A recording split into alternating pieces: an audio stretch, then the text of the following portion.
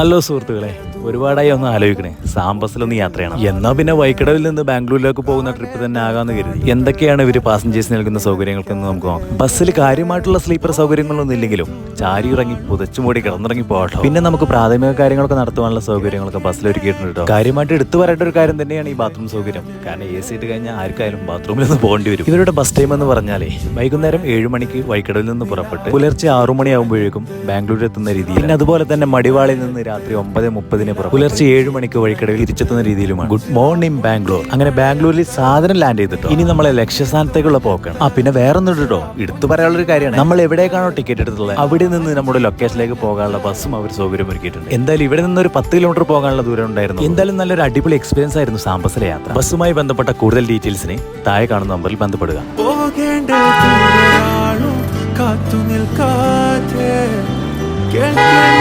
കിസ്സകൾ കഥകൾ നിലയ്ക്കാതെ